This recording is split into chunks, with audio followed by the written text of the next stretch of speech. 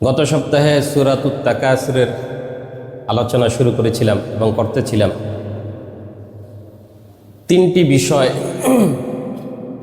যেটা অত্যন্ত গুরুত্বপূর্ণ। এই সূরার মধ্যে মহান আল্লাহ রাব্বুল আলামিন আমাদেরকে দুনিয়ার প্রাচুর্যের পিছনে আমাদের যেই দৌড়ঝাঁপ এবং যেই পরিমাণ শ্রম, এই ব্যাপারে মহান আল্লাহ তাআলা বলতেছেন যে তোমরা প্রাচুর্যের পিছনে এমনভাবে দৌড়াচ্ছ যে তোমার রবকে তোমরা কি করতেছ, ভুলে যাইতেছ। আর এই প্রতিযোগিতা কোন পর্যন্ত চলতে থাকবে? মৃত্যু পর্যন্ত। তাহলে প্রাচুর্যের পিছনে দৌড়াইতে আল্লাহ তাআলা উৎসাহিত করেছেন। আর যদি আল্লাহ তাআলা কাউকে সম্পদ দান করেন, তাহলে এটা কখনোই উচিত নয় তার রবকে কি করা, ভুলে যাওয়া। আরেকটি কথা আল্লাহ তাআলা এখানে উল্লেখ করেছেন, সেটা হচ্ছে কবর, যে তুমি কবর পর্যন্ত এই প্রতিযোগিতায় লিপ্ত থাকবা, অথচ তোমার কবর তোমার অপেক্ষায় বসে আছে। অর্থাৎ প্রত্যেকটা মানুষের ভিতরে কবরের চিন্তা থাকা দরকার আছে।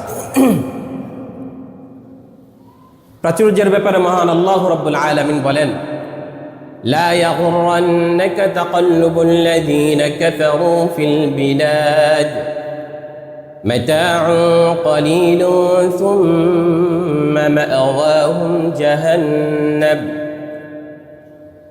আল্লাহ রাব্বুল আলামিন বলেন, তোমরা কাফেরের চাকচিক্য দেখে হীনমন্যতায় ভুইগো না, নিজেকে অপরাধী, নিজেকে ছোট মনে করো না। মাতাউন ক্বালীল, আমি আল্লাহ তাআলা তাদেরকে যা দিয়েছি এটা সীমিত সময়ের জন্য, একেবারে অল্প স্বল্প, সীমিত সময়ের জন্য অল্প স্বল্প। সুম্মা মা'ওয়াহুম জাহান্নাম, এরপর তাদের ঠিকানা হইল জাহান্নাম। অর্থাৎ আমি আল্লাহ তাআলা তাদেরকে দুনিয়াতে যা দিয়েছি এটা শুধুমাত্র তাদের যতদিন বেঁচে থাকবে ততদিন পর্যন্ত। যদি তারা দুনিয়া থেকে চলে যায়, অর্থাৎ মারা যায়, তাহলে তাদের ঠিকানা কোথায়? জাহান্নাম। ওয়াবিসাল মাসীর, আর তাদের যে স্থানটা এটা অত্যন্ত মন্দ একটি জায়গা। তারপর আল্লাহ রাব্বুল আলামিন মুমিনদেরকে বলতেছে, শোনো, لكن الذين اتقوا ربهم لهم جنات تجري من تحتها الأنهار। আল্লাহ রাব্বুল আলামিন তারপর বলতেছে, যারা তার রবকে ভয় করে, যারা তার রবকে কি করে, ভয় করে, যারা তার রবকে ভয় করবে, আমি আল্লাহ তাদের জন্য জান্নাতের ব্যবস্থা করে রেখেছি। সুবহানাল্লাহ। যারা তার রবের চিন্তায়, রবের ভয়ে এই শান শৌকত, এই চাকচিক্য, এগুলার পিছনে পড়ে থাকবে না, আমি আল্লাহ রাব্বুল আলামিন তাদের জন্য চিরস্থায়ী শান্তির ব্যবস্থা রেখেছি। সুবহানাল্লাহ। তাহলে প্রত্যেকটা প্রাণীর মৃত্যুবরণ করতে হবে, এটাই স্বাভাবিক। কুল্লু নাফসিন যায়িকাতুল মাউত ওয়া ইন্নামা তুওয়াফাউনা উজুরাকুম ইয়াওমাল কিয়ামাহ فمن زحزح عن النار وأدخل الجنة فقد فاز وما الحياة الدنيا إلا متاع الغرور। আল্লাহ রাব্বুল আলামিন বলেন, প্রত্যেকটা প্রাণীকে মৃত্যুর স্বাদ গ্রহণ করতে হবে। পৃথিবীতে এমন কেউ নাই যে এই দুনিয়া ছেড়ে যাবে না, প্রত্যেকটা প্রাণীকে মৃত্যুর স্বাদ গ্রহণ করতে হবে। মৃত্যুটা এটা এমন একটা রোগ, যেই রোগ থেকে কেউ বাঁচতে পারবে না। কেউ কি করতে পারবে না? বাঁচতে পারবে না, বাঁচা সম্ভব না। এই জন্য আল্লাহ রাসূল সাল্লাল্লাহু আলাইহি ওয়াসাল্লাম বলেন, আকসিরু যিকরা হাযিমিল লাজ্জাত, ওই বিষয়টাকে বেশি স্মরণ করো যেই বিষয়টা তোমার সমস্ত স্বাদ আল্লাহ শেষ করে দিবে। আকসিরু যিকরা হাযিমিল লাজ্জাত, মানুষের শখ আহ্লাদ, মানুষের আশা আকাঙ্ক্ষা লোভ সব শেষ করে দিবে। আল্লাহ রাসূল বলেন ইয়ানিয়াল মাউত, ওটার নাম হচ্ছে মৃত্যু। প্রত্যেকটা মৃত্যু মানুষের সব আল্লাহ যত স্বাদ আছে সব শেষ করে দিবে, কথা ঠিক কিনা? মানুষ মৃত্যুর পরে আর বলবে না আমার ওইটা দরকার ছিল, ওটা দরকার ছিল। মানুষ কি করবে না, এমনটা বলবে না। এই জন্য মৃত্যুর কথা বেশি বেশি চিন্তা করা। আমার মৃত্যু কখন আসবে, কি অবস্থায় আসবে আমি তো জানি না। কখন কিভাবে আমি মৃত্যুবরণ করব, কোন অবস্থায় আবার মালাকুল মাউত জান কবজ করবে আমি তো জানি না। এমত অবস্থায় আল্লাহ রাব্বুল আলামিন বলতেছেন প্রস্তুতি গ্রহণ করো। কি গ্রহণ করো? ইয়া আইয়ুহাল্লাযীনা আমানুত্তাকুল্লাহ হাক্কা তুকাতিহ ওয়া লা তামুতুন্না ইল্লা ওয়া আনতুম মুসলিমুন। আল্লাহ রাব্বুল আলামিন বলেন, হে ঈমানদারেরা, তোমরা আল্লাহকে ভয় করার মতন ভয় করো। ওয়া লা তামুতুন্না ইল্লা ওয়া আনতুম মুসলিমুন, আর সাবধান, মুসলমান না হয়ে কিন্তু কবর আইসো না।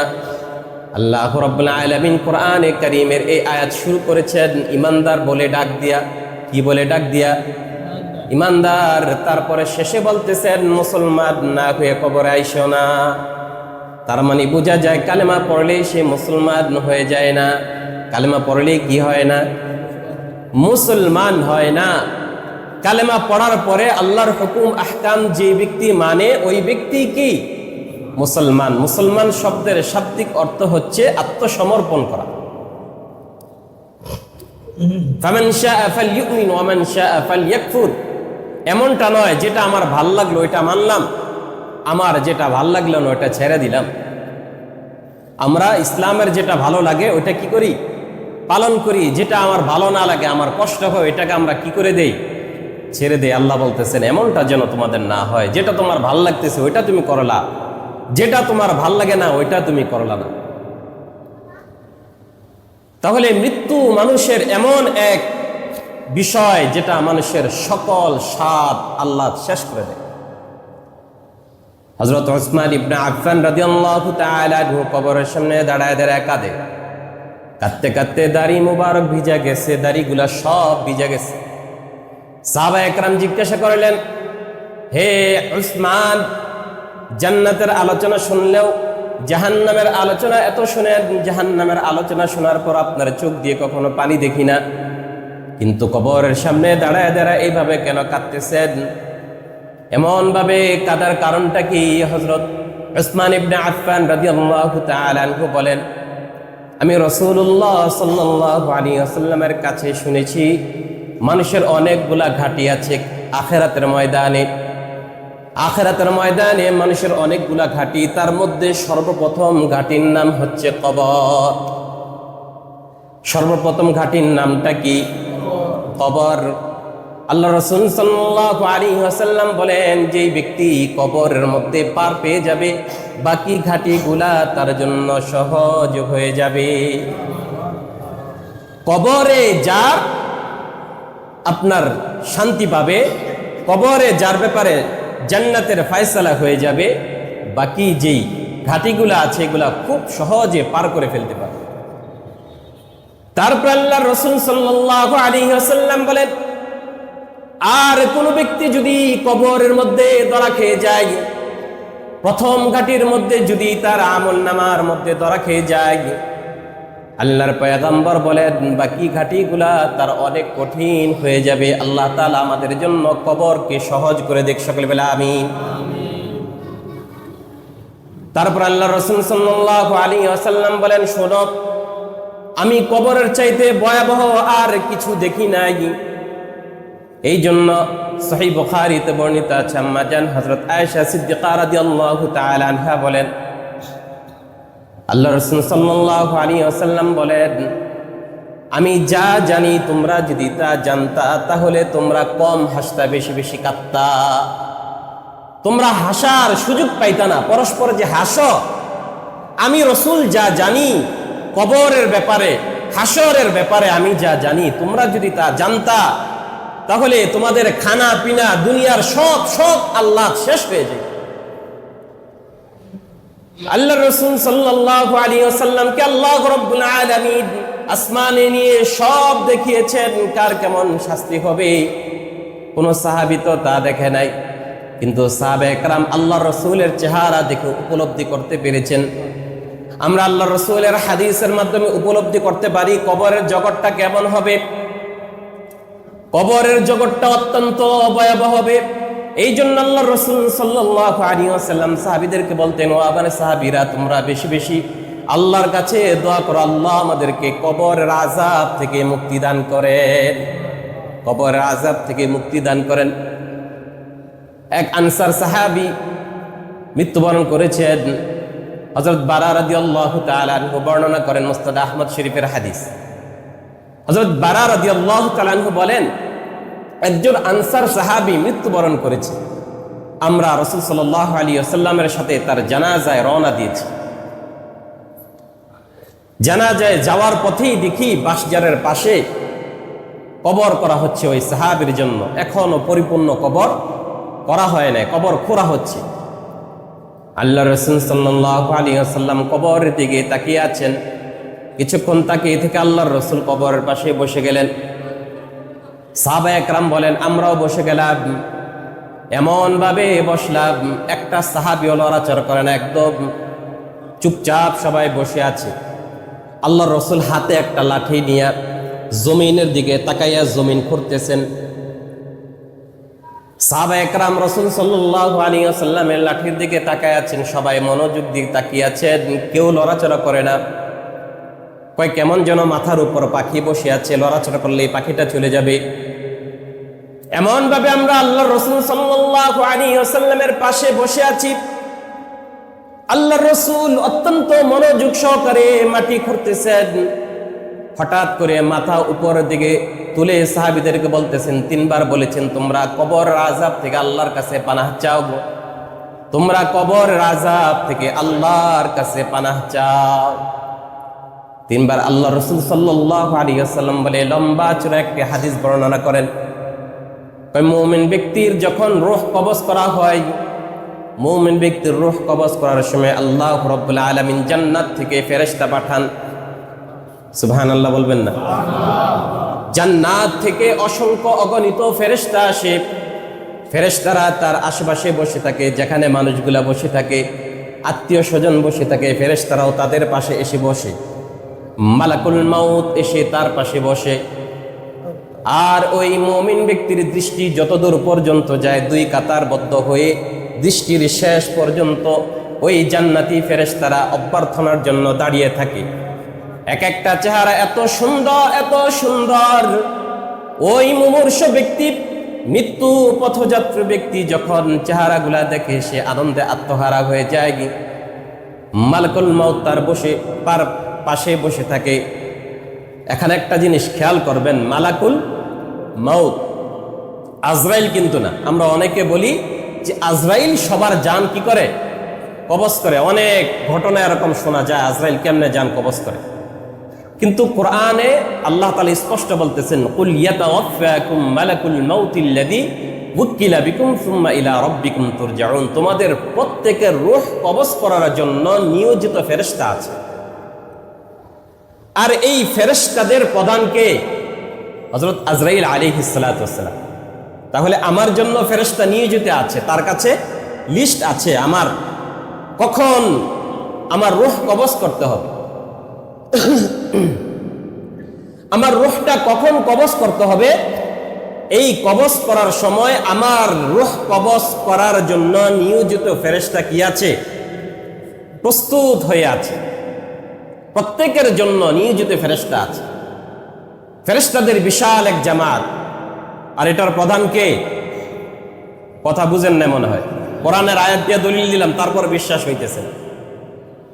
আমরা এমন এক জাতি, মুখে মুখে যেটা শুনি ওইটা কোরআনের চাইতে বেশি বিশ্বাস করি, কিন্তু কোরআনে যেটা আছে ওইটাকে কি করতে চাই না। আল্লাহ কি বলতেছেন, কুল, আপনি বলে দেন, ইয়াতাওয়াফাকুম মালাকুল মাউতিল্লাযী, তোমাদের জন্য যেই ফেরেশতা নিয়োজিত আছে রূহ কবজ করার জন্য, উকিলা বিকুম, সেই তোমাদের রূহ কবজ করবে। আজরাইলের কথা এখানে বলছেন, কথা বলে না।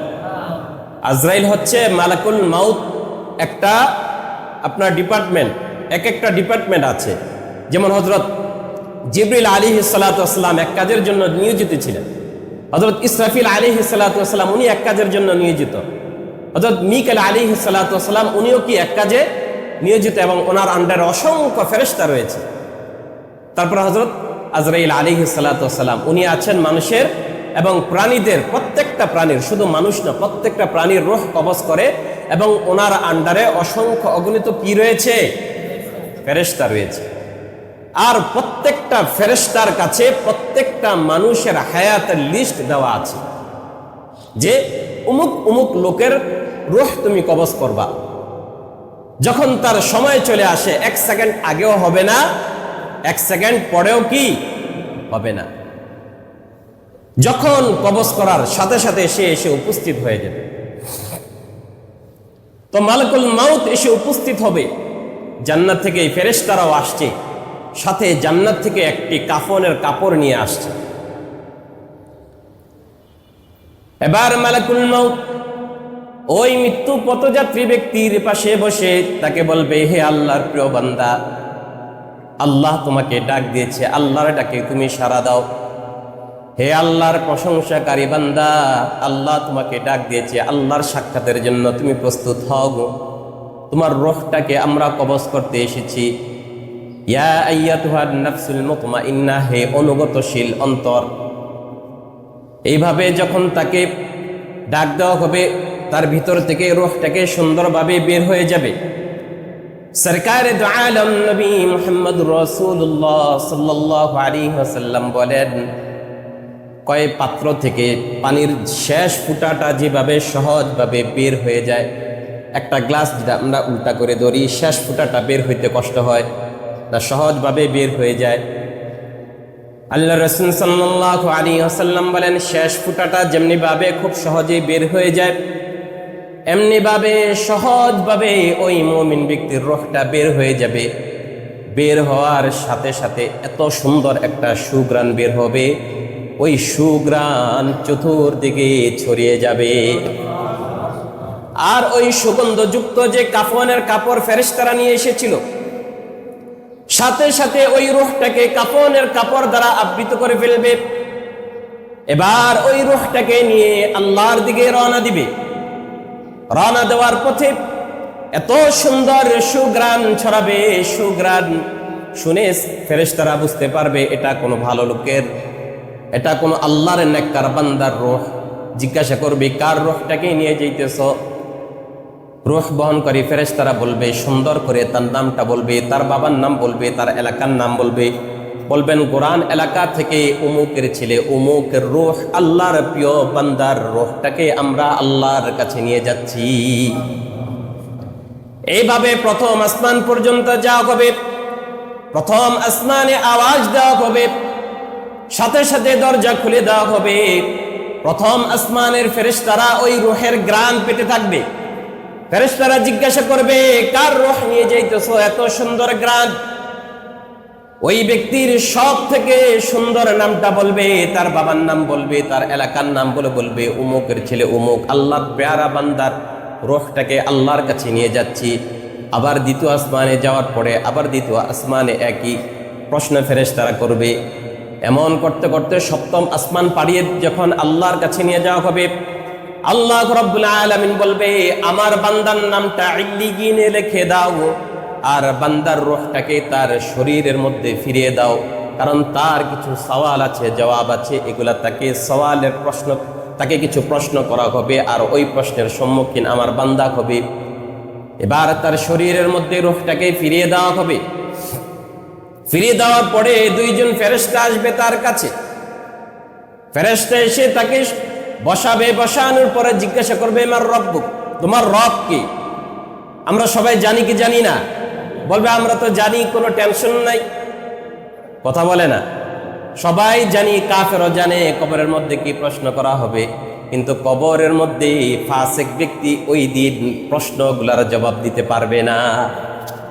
শুধু প্রশ্নের জবাব দিতে পারবে যে ব্যক্তি মুমিন। মুমিন ব্যক্তিকে প্রশ্ন করা হবে, মার রব্বুকা, তোমার রব কে? সাথে সাথে বলবে, আল্লাহ, আমার রব কে? আপনার রব কে? আল্লাহ। জিজ্ঞাসা করবে তোমার দিন কি? বলবে ইসলাম। বলবে তোমাদের কাছে যে একজন লোক পাঠানো হয়েছিল তুমি কি তাকে চিনোনি? বলবে হ্যাঁ চিনি, তিনি আল্লাহর পয়গম্বর মুহাম্মদুর রাসূলুল্লাহ সাল্লাল্লাহু আলাইহি ওয়াসাল্লাম, আল্লাহর প্রেরিত রাসূল। আসমান থেকে আওয়াজ আসবে, আমার বান্দা সত্য বলেছে, সত্য বলেছে। কবরটাকে প্রশস্ত করে দাও, জান্নাতের দরজাটা খুলে দাও।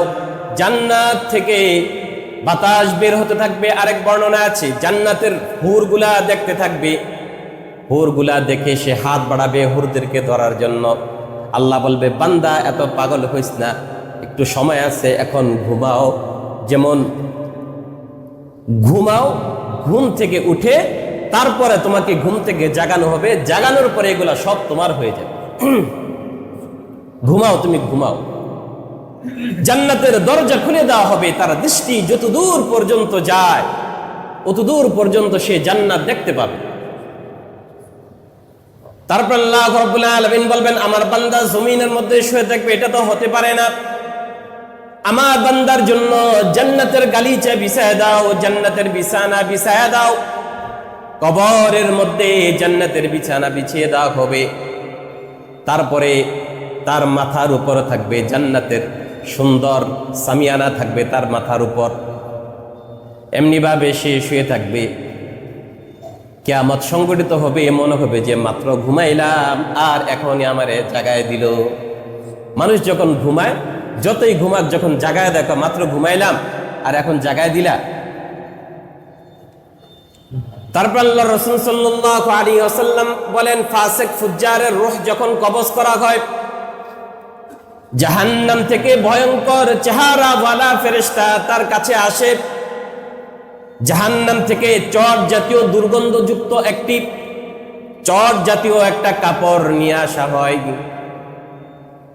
এবার মালাকুল মাউত তার পাশে বসে, তার দৃষ্টি যত দূর পর্যন্ত যায়, দৃষ্টির শেষ সীমানা পর্যন্ত আল্লাহর রাসূল বলেন এমন ভয়ঙ্কর চেহারাওয়ালা লোকগুলা দাঁড়িয়ে থাকবে, ফেরেশতাগুলা দাঁড়িয়ে থাকবে। ওই চেহারাগুলা দেখে বেচারা এতটা ভয় পাবে, পশমের গোড়ায় গোড়ায় তার রূহ গিয়া পলাইতে চেষ্টা করবে। পশমের গোড়ায় গোড়ায় রূহ পলাবে, মালাকুল মাউত টানবে, রূহ বের হইতে যাবে না। আল্লাহ রাসূল বলেন একটা তুলার ভিতরে যদি কাঁটাযুক্ত কোনো কিছু ঢুকে যায়, যেমনে টান দিলে খুব সহজেই ওই কাঁটাযুক্ত জিনিসটা বের হয়ে আসে না, তুলাগুলাকে সাথে নিয়ে বের হয়ে আসে। আল্লাহ রাসূল বলেন ওই ফাসিক ফুজ্জারের রূহ যখন কবজ করা হবে, মনে হবে যেন তার পুরা শরীর থেকে সব কিছু টেনে টেনে বের করা হচ্ছে। বলেন নাউযুবিল্লাহ। সব কিছু যেন টেনে টেনে বের করা হচ্ছে। মৃত্যুর যন্ত্রণা, হায়রে যন্ত্রণা মৃত্যু। রূহটাকে যখন বের করা হবে, বের করার পরে এত দুর্গন্ধ, ফেরেশতারা বিরক্ত হয়ে যাবে, কয় তাড়াতাড়ি এটা ভিতরে ভর। এবার রূহটাকে নিয়ে যাওয়া হবে। যত ফেরেশতা দেখবে বলবে এটা কি নিয়ে যাইতেছে, এমন দুর্গন্ধ, দুর্গন্ধ টিকা যাইতেছে না। এবার রূহ বহনকারী ফেরেশতারা তার পৃথিবীর মধ্যে সবচেয়ে নিকৃষ্টতম যে নাম ছিল, মানুষের কিছু নিকৃষ্ট নাম থাকে কি থাকে না? থাকে কি থাকে না? চাঁদাবাজ, দুর্নীতিবাজ, খাচ্চর কিছু লোকের নাম এরকম থাকে কি থাকে না? সামনে তার ভালো নাম উচ্চারণ করে, পিছনে তার ভালো নাম বলে না, এরা খাচ্চর বলে গালি দেয়, আছে না নাই? চাঁদাবাজ বলে গালি দেয়, চোর বলে গালি দেয়, দুর্নীতিবাজ বলে গালি দেয়, ডাকাত বলে গালি দেয়। এমন ভাবে তার সব থেকে নিকৃষ্ট নামগুলা তার উচ্চারণ করবে, বলবে অমুকের ছেলে অমুক এই খবিশটার রূহ নিয়ে যাচ্ছি। ফেরেশতারা বলবে তাড়াতাড়ি নিয়ে যাও। প্রথম আসমানে যাবে। প্রথম আসমানে যখন নক করা হবে, প্রথম আসমানের ফেরেশতারা বলবে এটা কি না, দুর্গন্ধে থাকা যাইতেছে না। আল্লাহ রাব্বুল আলামিন বলবে এটা আর উপরে উঠানোর দরকার নাই, এটারে ফালায় দাও। এটা তার কবরের মধ্যে তার নামটা সিজ্জিগিনের মধ্যে লিখে দাও, আর তার রূহটাকে কবরের মধ্যে ফিরিয়ে দাও। তাকে কিছু প্রশ্ন করা হবে। আল্লাহ রাব্বুল আলামিন কোরআনে কারীমের মধ্যে বলেন তার নামটাকে এমন ভাবে নিক্ষেপ করা হবে আল্লাহ রাব্বুল আলামিন বলেন, পাখি ছু মেরে নিয়ে গেল না, কোথায় গিয়ে পড়লো এটা আর দেখা হবে না, অর্থাৎ তার কোনো মূল্য আল্লাহর কাছে থাকবে না। রূহটাকে এবার তার কাছে ফিরিয়ে দেওয়া হবে। ফিরিয়ে দেওয়ার পরে প্রশ্ন করা হবে, মার রব্বু, বলবে লা আদরি, লা আদরি, আমি তো জানি না। জিজ্ঞাসা করবে তোমার দিন কি, বলবে আমি তো জানি না। আসমান থেকে আওয়াজ আসবে, মিথ্যাবাদী মিথ্যা বলতেছে, জাহান্নামের দরজাগুলা তার জন্য খুলে দাও।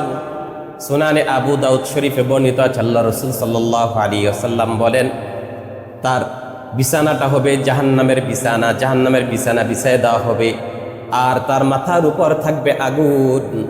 আর একজন বিশাল আকারের ফেরেশতা, বিশাল আকারের একটা হাতুড়ি, লোহার হাতুড়ি নিয়ে তার সামনে আসবে। আল্লাহ রাসূল বলেন, এই হাতুড়ি দিয়ে যদি জমিনের কোনো বড় আকারের পাহাড়ের মধ্যে যদি বাড়ি মারা হয়, সাথে সাথে ধুলির সাথে ওই পাহাড় মিশে যাবে।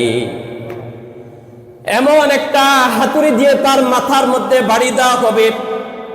আল্লাহ রাসূল বলেন, এমন জোরে সে চিৎকার মারবে, পৃথিবীর এক প্রান্ত থেকে আরেক প্রান্ত পর্যন্ত তার চিৎকারের আওয়াজ শোনা যাবে। ওই দিন শুধুমাত্র মানুষ আর ইনসান ব্যতীত সমস্ত প্রাণীরা তার এই আওয়াজ শুনতে পাবে। এই জন্য দেখবেন অনেক সময় কোনো প্রাণী কবরস্থানে ঘাস খেতে থাকে, হঠাৎ কবরস্থান থেকে দৌড়ায় পালায়, কবরস্থানের পাশে আর থাকে না, দৌড়ায় কবরস্থানের কাছে আর যায় না। হয়তো কোনো আযাব চলার কারণে তখন ওই প্রাণীগুলা ভয় পেয়ে যায়। কারণ মানুষ যখন মারা যায়, মানুষ মারা যাওয়ার পরে আরেক হাদিস আল্লাহর রাসূল সাল্লাল্লাহু আলাইহি ওয়াসাল্লাম বলেন, যখন ওই মানুষটাকে ঘর থেকে বের করা হয়, কি যদি ওই ব্যক্তি জান্নাতি হয়, যদি নেককার হয়, তখন আল্লাহ রাব্বুল আলামিন তারে জান্নাত দেখায় দেন। তখন সে বলতে থাকে তার পরিবারকে, আমাকে দ্রুত কবরস্থ করো, আমাকে দ্রুত আমার জায়গায় পৌঁছিয়ে দাও, দ্রুত আমাকে কি করে দাও, আমার জায়গায় পৌঁছে দাও। এই জন্য আল্লাহ রাসূল বলেন, মানুষ মারা গেলে তোমরা দেরি করো না, তাড়াতাড়ি তোমরা তার পরিণামে পৌঁছায় দাও।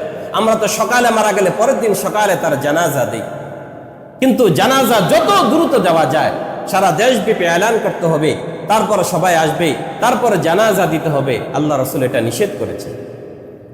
যত দ্রুত জানাজা দিয়ে কবরস্থ করা যায়, দ্রুত তাকে কবরস্থ করে দাও। তারপরে যে ব্যক্তি নাফরমান, তাকে জাহান্নাম দেখানো হবে। ঘর থেকে যখন বের করা হবে, চিৎকার মেরে মেরে পরিবারের লোকগুলাকে বলতে থাকবে, হায় রে, আমার ঘর থেকে বের করো না, এত দ্রুত বের করো না, কিছুটা সময়, আরো কিছুটা সময় তোমাদের পাশে আমাকে থাকতে দাও। কিন্তু এই নিষ্ঠুর পরিবার আমাকে কিন্তু আর ঘরের ভিতরে রাখবে না, ঘর থেকে আমাকে বের করে দিবে, আর কোনোদিন আমার লাশটা ঘরের মধ্যে ঢুকাইবে না। একটু চিন্তা করে দেখেন, কোটি টাকার সম্পদ আমি করলাম, অথচ এই সম্পদের মধ্যে আমার মৃত্যুর পরে আমার দ্বিতীয়বার আর জায়গা হয় না। কি কামাইলাম আমি কি কামাইলাম, কি রেখে গেলাম? এত সুন্দর বাড়ি করলাম, ওই বিছানার থেকে আমাকে যে নামায়, আর দ্বিতীয়বার ওই বিছানায় আমাকে আর নেয় না, ওই ঘরে আর দ্বিতীয়বার আমাকে ঢুকায় না। আল্লাহ রাসূল সাল্লাল্লাহু আলাইহি ওয়াসাল্লাম বলেন, যখন গোসলের জন্য তার শরীরের কাপড়গুলা খোলা হয়, চিৎকার মেরে মেরে বলতে থাকে, আস্তে আস্তে কাপড়টা খোলো, আমার এমনিতেই প্রথমে রূহ কবজের কষ্ট আমি মাত্র ভোগ করেছি, আর আমারে তোমরা কষ্ট দিও না। যখন তার কাপড়গুলা খোলা হয়, মনে হয় যেন একটা ছাগল, বকরি ছাগল যখন চামড়া ছিলে যেমন লাগে, একটা জীবন্ত মানুষের চামড়া ছিলে যেমন কষ্ট হয়, তার পোশাকটা খুললে আল্লাহর রাসূল বলেন তার চাইতে বেশি তার কষ্ট হয়। বলেন নাউজুবিল্লাহ, তার চাইতে বেশি কষ্ট হয়। এই চিৎকার মানুষ ইনসান ব্যতীত সবাই শুনে। তাই অনেক সময় দেখা যায় মানুষ মারা গেলে ওই এলাকার মধ্যে পাখির ডাকাডাকি আর শোনা যায় না, দূর দূরান্ত পর্যন্ত পাখির ডাক শোনা যায় না, কেমন যেন একটা নীরব নিস্তব্ধ পরিবেশ, প্রাণীগুলা ডাকে না, চুপচাপ, কেমন যেন তারাও আতঙ্কিত। এটা আল্লাহ রাসূল বলতেছে, তখন সে চিল্লাইতে থাকে, আমরা শুনি না, আমরা দেখি না, চিৎকার মারার বলে আমার কাপড়টা আস্তে খোলো, আস্তে খোলো, অথচ স্বাভাবিকভাবেই কিন্তু খোলা হচ্ছে। কাপড়টা খোলার পরে যখন তার শরীর মর্দন করা হয়, শরীরে যখন পানি ডালা হয়, বলে আস্তে আস্তে পানি ডালো, এত জোরে জোরে আমার শরীর মর্দন কইরো না, বড় কষ্ট হইতেছে, বড় কষ্ট হইতেছে। আস্তে আস্তে করো, আস্তে আস্তে করো। তারপরে যখন তার কাফনের কাপড় পরানো হয় বলে আরেকটু অপেক্ষা করো, এত দ্রুত আমার কাফনের কাপড় পরায়ও না। কাফনের কাপড় পরানোর পরে যখন জানাজার জন্য সামনে রাখা হয়, চিৎকার মেরে মেরে বলতে থাকে আর একটু সময় তোমাদের কাছে আমাকে রেখে দাও, কারণ আমি তো দেখতেছি আমার কবর আগুন জ্বলতেছে, আমি তো আগুনের দিকে যাচ্ছি, একটু সময় অপেক্ষা করো। জানাজার শেষে যখন কবরে রাখা হয়, আল্লাহ রাসূল সাল্লাল্লাহু আলাইহি ওয়াসাল্লাম বলেন যখন কবরস্থ করা হয় তখনও সে চিৎকার মেরে মেরে বলে আরেকটু সময় অপেক্ষা করো। যখন মাটি দেওয়া হয় বলে আস্তে আস্তে মাটি দাও, একটু সময় নিয়ে মাটি দাও, তোমরা চলে যেও না। রাসূলুল্লাহ সাল্লাল্লাহু আলাইহি ওয়াসাল্লাম বলেন যখন পরিবারের লোকগুলা তাকে মাটি দিয়ে হেঁটে যায় দূর দূরান্ত পর্যন্ত, তাদের পায়ের শব্দ ওই ব্যক্তি শুনতে পায় আর ডেকে ডেকে বলতে থাকে আরেকটু সময় থাকো, আমাকে প্রশ্ন করা হবে, তোমরা পাশে থাকলে যদি আমার প্রশ্নগুলো একটু সহজ হয়। আল্লাহ রাসূল সাল্লাল্লাহু আলাইহি ওয়াসাল্লাম ওই যে আল্লাহ রাসূল কবরের পাশে বসে আছেন, তারপরে সাহাবীদেরকে বলতেছে ও আমার সাহাবীরা, এই কবরের মধ্যে যখন তোমাদেরকে রাখা হবে, এই কবর কারোর জন্য হয়ে যাবে জান্নাতের বাগান আর কারোর জন্য হয়ে যাবে জাহান্নামের টুকরা। সুতরাং তোমরা সর্বদা আল্লাহর কাছে পানাহ চাও, আল্লাহ কবরের আযাব থেকে আমাদেরকে হেফাজত করো। আল্লাহ আমাদের সকলকে কবরের আযাব থেকে হেফাজত করুক, সকলে বলে আমিন। কবর অত্যন্ত ভয়ঙ্কর একটি জায়গা, তাই আল্লাহ রাব্বুল আলামিন বলতেছেন তুমি তো কবরের অপেক্ষায় এখনো না, মৃত্যুর জন্য তুমি প্রস্তুত না, মৃত্যুর জন্য প্রস্তুতি গ্রহণ করো। কয় আমি প্রস্তুত। কয় কিভাবে প্রস্তুত? এখনো তো তুমি ওযুটা ভালো করে শিখতে পারলা না, তুমি কিভাবে মৃত্যুর জন্য প্রস্তুতি গ্রহণ করলা? নামাজ পড়ো কিন্তু এখনো পর্যন্ত সূরা ফাতিহাটা শুদ্ধ করে শিখতে পারলা না, তুমি কিভাবে মৃত্যুর প্রস্তুতি গ্রহণ করলা? তুমি তো এখনো পর্যন্ত কোরআনের একটি সূরা সুন্দর করে পড়তে পারো না। আল্লাহ তার বান্দাকে বারবার ডেকে বলে বান্দা মৃত্যুর জন্য প্রস্তুতি গ্রহণ করো, মৃত্যুর প্রস্তুতি গ্রহণ করো। আমরা উদাস, আমরা উদাস। আল্লাহ রাব্বুল আলামিন বলেন ই'লামু আন্নামাল হায়াতুদ দুনিয়া লাইবু ওয়া লাহবু ওয়া জিনাতুন ওয়া তাফাখুরুন বাইনাকুম ওয়া তাকাসুরুন ফিল আমওয়ালি ওয়াল আওলাদ কামাথিল গায়থিন আ'জাবাল কুফফারা নাবাতুহু সুম্মা ইয়াহিজু ফাতারাহু মুসফাররান সুম্মা ইয়াকুনু হুতাবা ওয়া ফিল আখিরাতি আযাবুন শাদীদ ওয়া মাগফিরাতুম মিনাল্লাহি ওয়া রিদওয়ান ওমাল হায়াতুদ দুনিয়া ইল্লা মাতাউল গুরুর। আল্লাহ রাব্বুল আলামিন বলেন হে আমার বান্দারা শুনে রাখো, আন্নামাল হায়াতুদ দুনিয়া লাইবুন, এই দুনিয়াটা হচ্ছে একটা খেল তামাশ।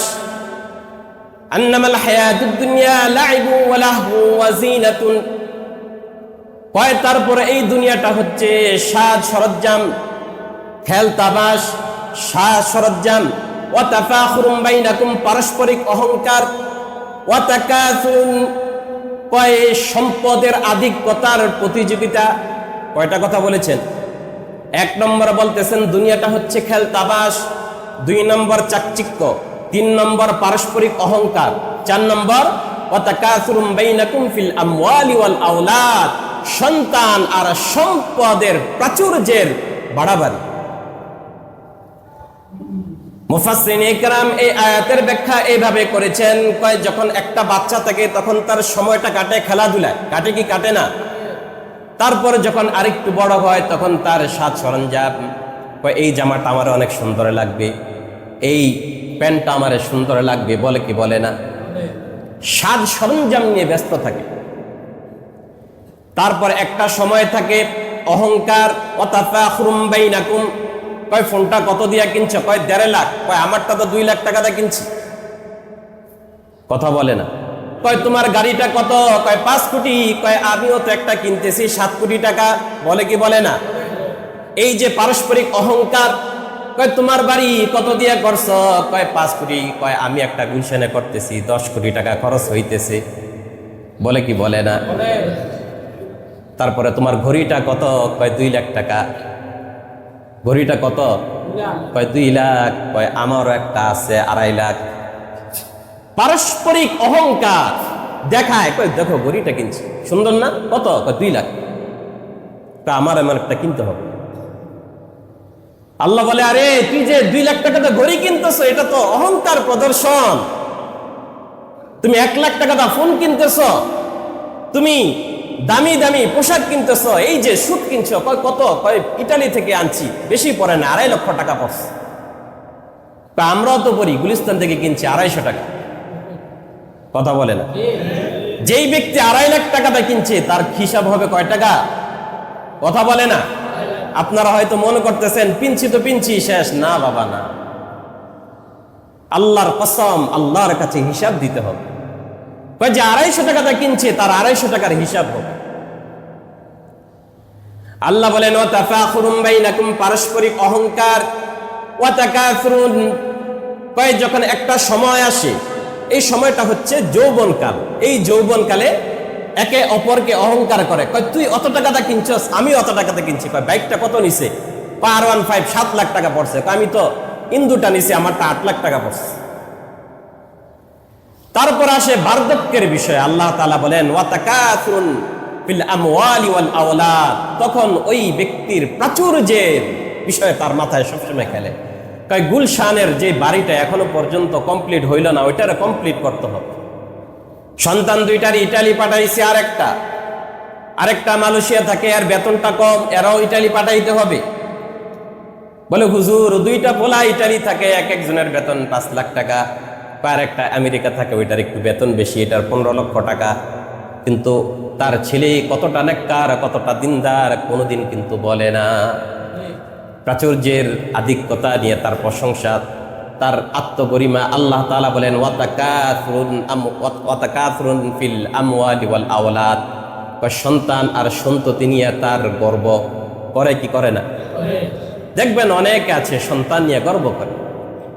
আল্লাহ বলেন, তোমার জীবনটা শুরু হয়েছে খেলতামাশা দিয়া, তারপরে সাজ সরঞ্জাম, তারপরে পারস্পরিক অহংকার, তারপরে তোমার কি, তারপরে তোমার প্রাচুর্যের আধিক্যতার যে একটা অবস্থা, ওইটার আধিক্যতার প্রশংসা, তোমার ওই আধিক্যতা, ওই সম্পদ নিয়ে তোমার অধিক পরিমাণে চিন্তা ভাবনা।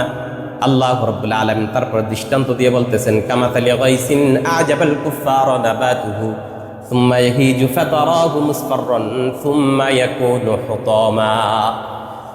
আল্লাহ রাব্বুল আলামিন বলেন, আসমান তো কয় দৃষ্টান্ত, এই যে তোমাদের, এই যে তোমাদের খেলতামাশের জীবন, চাকচিক্যের জীবন, পরস্পর যে কোটি টাকার জিনিস কিনতেছো, এটার অহংকার।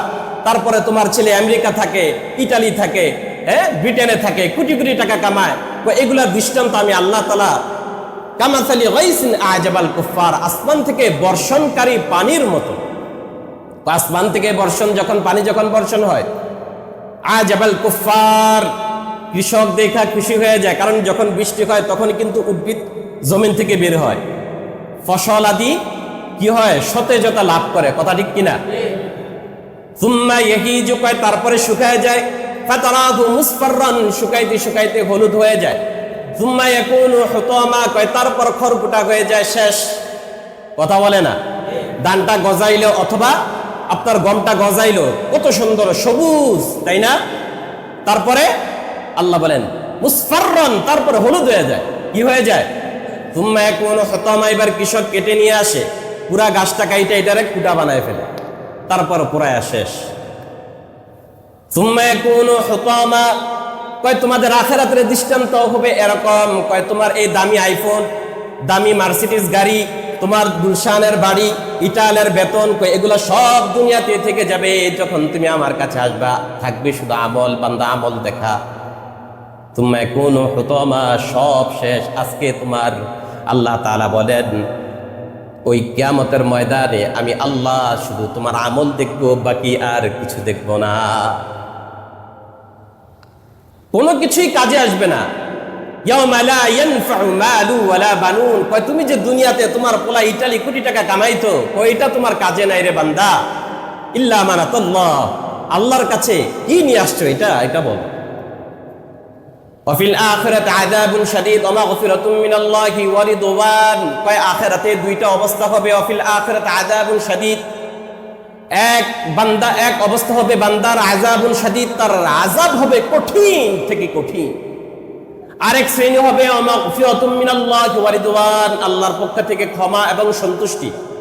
তারপর আবার আল্লাহ বলতেছেন আমাল হায়াতুদ দুনিয়া ইল্লা মাতাউল গুরুর, বান্দা এই দুনিয়াটা খেলতামাশের জায়গা, তুই এটার মধ্যে পড়িস না বান্দা, পড়িস না।